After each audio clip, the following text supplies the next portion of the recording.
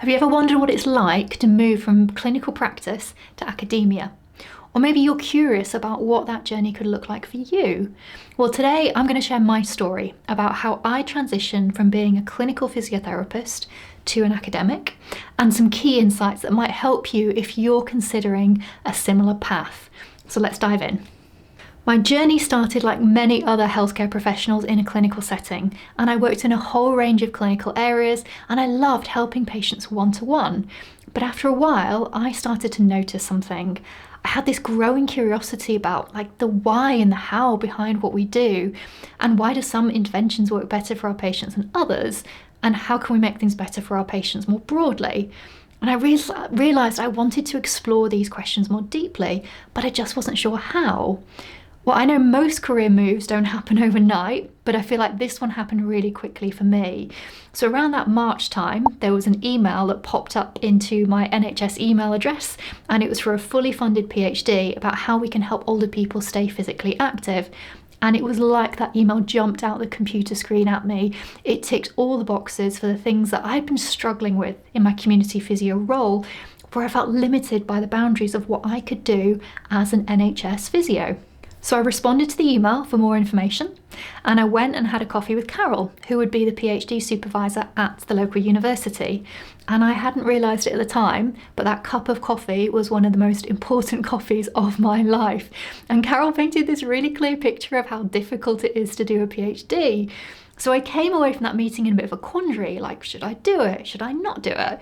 And I decided that at this stage, it wasn't really a choice open to me because I didn't have an offer. Like, it was a competitive application process, and I'd have to write a research proposal and get an interview, etc.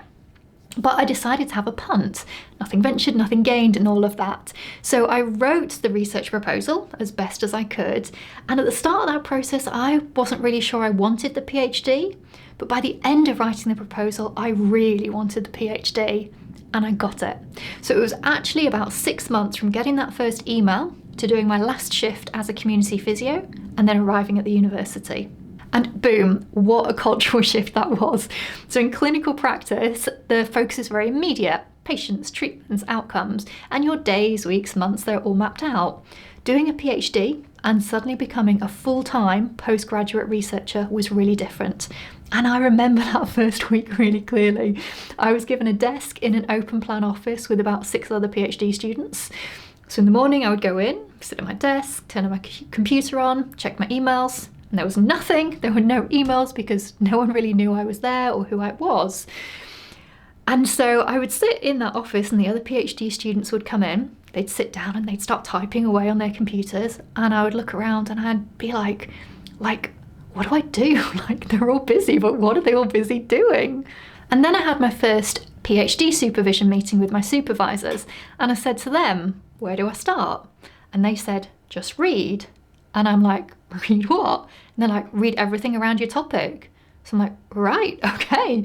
So I spent the first 3 to 6 months reading, and I mean reading entire research papers from beginning to end. And that was a new skill I had to learn because I could really only concentrate for about 10 minutes when I first started doing that. But I learnt. And I would read 3 full research papers a day, first thing, which meant over a week I was reading about 15 papers, which soon started to mount up. So I began to get really familiar with my area, and I began to understand where that golden gap in the research might be, and I could plan from there. And so my journey unfolded, and I had a fantastic 2.5, 3 years being a full-time researcher. I loved it. And although I was working in academia, I didn't really feel like I was an academic. And I think that was because my clinical physio identity was really strong. So I would call myself like a physio who's doing a bit of research, not a researcher or an academic. And I think in my heart of hearts, I knew I'd made that subconscious decision to step away from clinical practice, but I wasn't ready to admit that to myself yet. At the end of my PhD, a lecturer post came up, and I feel like I just fell into that role, and I was like, well, let me try it and see if I like it. Fortunately, I loved it, and I'll do another video if it's of interest to you around how I went from like postgrad researcher to lecturer to senior lecturer to reader in physiotherapy. But I just wanted to add here that in terms of my identity, that physio identity remained really strong, and it wasn't until I'd been working as a lecturer for, I don't know, like 3-4 years before I would start to call myself an academic. So that mental shift has taken years. What I love most about academia is the opportunity to make a broader impact. So whether it is publishing research, shaping the next generation of healthcare professionals, or presenting at an international conference, I feel like I'm contributing to the profession in a different but equally meaningful way. So if you're thinking about transitioning, here are my top 4 tips. 1. Start small. Look for teaching or mentoring opportunities just to test the waters. 2. Invest in your education. A postgraduate degree such as a master's can open doors in academia, and I would not have got onto the PhD without having an MSc. And 3, build your network. Connect with lecturers in your field, and they can offer guidance and opportunities for you. And then lastly, be patient. It's a big transition, but if you're passionate about teaching and learning, it is absolutely worth it. So that's my journey from clinical physiotherapy to academic. And if this resonates with you, or if you're considering a similar path, then maybe start by reaching out to a lecturer in your profession near where you live and just see if they might be willing to have a chat with you about it.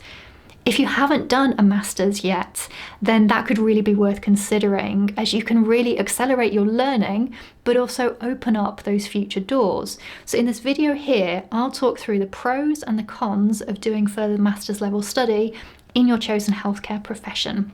So thanks for watching, and I hope to see you there.